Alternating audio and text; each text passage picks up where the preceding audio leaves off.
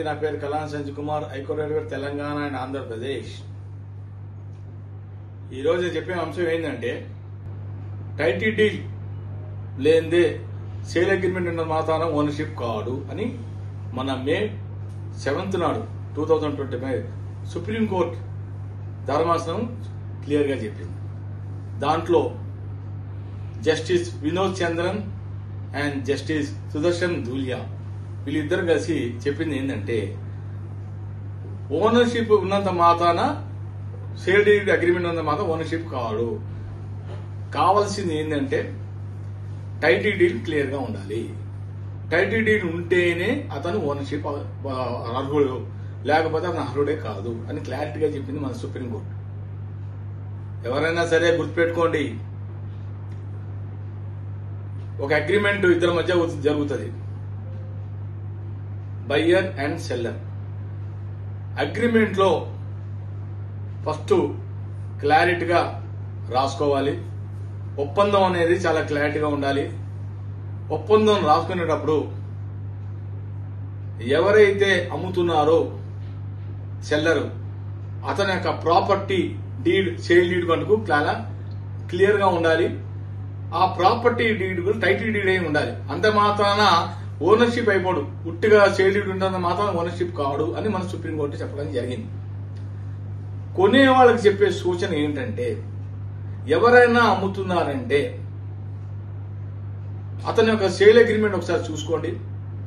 Sale agreement చూసుకున్నంత మాత్రాన సరిపోదు. ఆ sale deed, title deed correct గా ఉందా లేదా చెక్ చేసుకోవాలి.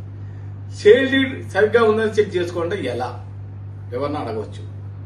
ఫస్ట్ మీరు ఏం చేస్తారంటే, ఈసీలో అగ్రిమెంట్ సర్టిఫికేట్ లో కూడా ఎవరైతే ప్రాపర్టీ అమ్ముతున్నారో అతని యొక్క పేరు నమోదైందా లేదా ఈసీలో చూసుకోవాలి. నంబర్ 2, అగ్రిమెంట్ చేసుకునేటప్పుడు ఎవరైతే అమ్ముతున్నారో అతని ప్రాపర్టీలో అసలు ఫ్యామిలీ మెంబర్స్ ఎంతమంది ఉన్నారు, ఉన్నవాళ్ళు ఇతను అమ్ముతున్నప్పుడు వాళ్ళకి ఏమైనా అభ్యంతరాలు ఉన్నాయా లేదా కూడా చెక్ చేసుకోవాలి. కొంతమంది ఏం చేస్తారంటే, బలవంతంగా ఎవరికి చెప్పకుండా ప్రాపర్టీ అమ్మేస్తుంటారు. ఇంట్లో వాళ్ళ సిగ్నేచర్స్ తీసుకోవారు, ఇంట్లో వాళ్ళ ఫ్యామిలీ మెంబర్స్ ఎవరికి చెప్పరు. ఇలాంటివన్నీ చేస్తుంటారు. ఇలాంటివన్నీ చేస్తున్నప్పుడు రేపు పొద్దున ఇతను అమ్మేసిన తర్వాత పర్చేసర్ బయ్యర్ కొనుక్కుంటాడు కదా, కొనుక్కున్న తర్వాత ఇష్యూస్ స్టార్ట్ అవుతాయి. అప్పుడు ఎవరైతే అమ్ముతున్నారో ఆ ఫ్యామిలీ మెంబర్స్ అందరూ రోడ్డు మీదకి వచ్చి కోర్టు ద్వారా వెళ్ళాలని ప్రయత్నం చేస్తుంటారు. దీంట్లో చెప్పవలసింది ఏంటంటే, సేల్ డీడ్ అమ్మేటప్పుడు సెల్లర్ అయినా సరే బయ్యర్ అయినా ఇద్దరు చాలా జాగ్రత్తగా చూసుకోవాలి. ఈ ఇద్దరి మధ్య కనుక ఒప్పందం సరిగా లేకపోతే దాన్ని రద్దు చేసుకునే ఆస్కారం కూడా ఉంటుంది. ఒకవేళ ఇద్దరి మధ్యలో సెల్లరు అమ్మినప్పుడు బయ్యరు కొంచెమే డబ్బు ఇస్తాడు, ఫుల్ గా ఇవ్వడు.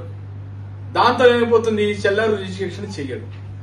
రిజిస్టర్ చేయకపోయేసరికి సెల్లర్కి బయ్యర్కి బీపీ పెరిగిపోతుంది, టెన్షన్ పెరిగిపోతుంది. అప్పుడు నెక్స్ట్ ఏం చేస్తాడు అతను, దీనికి ఒక యాక్ట్ ఉంది, స్పెసిఫిక్ రిలీఫ్ యాక్ట్ 1963 ప్రకారముగా సెక్షన్ 31 to 33 ఈ ప్రకారముగా సేల్ డీడ్ రద్దు చేసుకోవచ్చు. అది ఎట్లా చేసుకోవాలంటే రద్దు త్రూ కోర్టు. కోర్టులో మాత్రం ఇతను ప్రూవ్ చేసుకోవాలి. ఏమని ప్రూవ్ చేసుకోవాలి, ఇతను సేల్ డీడ్ లో ప్రాపర్ గా లేదు, ఈ సేల్ డీడ్ జెన్యూన్ కాదు, ఈ ఇంట్లో వాళ్ళంతా మెంబర్స్ అంతా కూడా చాలా మంది ఉన్నారనే విషయం చెప్పక నేను తెలియక కొనుక్కోవడం వల్ల ఇది సేల్ డీడ్ టైటిల్ డీడే క్లారిటీగా లేదని చెప్పి కోర్టులో వేసుకుంటే, అతను అప్పుడు కోర్టు నిర్ధారించిన తర్వాత కోర్టులో కనుక ప్రూవ్ చేసుకుంటే కనుక అప్పుడు ఇతనికి ఫేవర్ గా ఆర్డర్ వస్తుంది. బయ్యర్కి ఆర్డర్ వచ్చిన తర్వాత సరిపోదు. ఆ ఆర్డర్ కాపీ పట్టుకొని డైరెక్ట్ గా సబ్ రిజిస్టర్ ఆఫీస్కి వెళ్ళాలి. సబ్ రిజిస్టర్ ఆఫీస్కి వెళ్ళి ఆ డాక్యుమెంట్ చూపించాలి. ఆ చూపించిన తర్వాతనే సేల్ డీడ్ క్యాన్సిల్ అవుతుంది. చూసారా, చాలా ఉంటాయి. కాబట్టి సుప్రీంకోర్టు చెప్పింది ఏంటంటే, ఇతని దగ్గర సేల్ డీడ్ ఉన్నంత మాత్రాన అతను ఓనర్షిప్ కాలేడు. ఓనర్షిప్ కావాలంటే టైటిల్ డీడ్ క్లారిటీగా ఉండాల్సిందే. టైటిల్ డీడ్ ఉంటేనే అతను ఆస్తిపరుడు. ఇంకోటి నెంబర్ 1. రెండో 2-3 ఎగ్జాంపుల్స్ చెప్తాను. ఓనర్షిప్ ఎలా అవుతాడు అని కొంతమంది ఎవరైనా క్వశ్చన్ ఇచ్చిన. ఓనర్షిప్ అవ్వాలి అంటే అతను హౌస్ ట్యాక్స్ కట్టి ఉండాలి, అది గవర్నమెంట్ కి వెళ్తుంది డబ్బులు. Number 2, electricity bill, current bill కూడా ప్రాపర్ డాక్యుమెంట్, అది గవర్నమెంట్ కి వెళ్తుంది. ఇవన్నీ కట్టుకున్న వాడే ఓనర్షిప్ అవ్వడానికి అర్హుడు. ఇవన్నీ కట్టకుండా ఊరికే షేర్ డీడ్ అమ్మేస్తే అది టైటిల్ డీడ్ కానే కాదు. ఇవన్నీ జాగ్రత్తగా గుర్తుపెట్టుకోమని చెప్తున్నాను. ఏదైనా సరే ఇంకో పాయింట్ చెప్తున్నాను, షేర్ డీడ్ చేసేటప్పుడు మ్యూటేషన్ కూడా చాలా కంపల్సరీ. మ్యూటేషన్ అయితే సరిపోదు, స్టాంప్ డ్యూటీ గవర్నమెంట్ కి ఎప్పుడు కూడా నేను చాలాసార్లు వీడియోలో కూడా చెప్పాను, స్టాంప్ డ్యూటీ కంపల్సరీ కట్టాలి. తర్వాత ఈ బయ్యర్ కి సెల్లర్ కి బయ్యర్ కి మధ్య ఉన్న ఏమైనా తేడాలు వస్తే అప్పుడు రద్దు అయితే గనక అప్పుడు ఎవరన్నా అడగచ్చు, సార్ నేను అంతా స్టాంప్ డ్యూటీ గవర్నమెంట్ కట్టాను sir, registration stamp duty act 1980 ప్రకారముగా మళ్ళీ నా స్టాంప్ డ్యూటీ డబ్బులు వాపసు వస్తుందా అని అడగచ్చు, ఎవరన్నా క్వశ్చన్ చేయొచ్చు. ఖచ్చితంగా వాళ్ళకి 98% వాళ్ళకి అమౌంట్ రిటర్న్ అయ్యే ఆస్కారం ఉంది. వాళ్ళు ఏం చేయాలంటే సబ్ రిజిస్టర్ ఆఫీస్ లో ఒక అప్లికేషన్ పెట్టుకోవాలి, దరఖాస్తు అంటారు దాన్ని. దరఖాస్తు పెట్టుకొని బలాండే నాడు నేను రిజిస్ట్రేషన్ చేసుకున్నాను, రిజిస్ట్రేషన్ చేసుకుంటే ఇది మా ఇద్దరి మధ్య సరిగ్గా ఒప్పందం కుదరకపోవడం వల్ల ఇది రద్దు అయిపోయింది. ఇంకో పాయింట్, సార్ ఇది ఒకవేళ రద్దు అయితే దీని లిమిటేషన్ యాక్ట్ ఎన్నాళ్ళని అడగచ్చు ఎవరైనా.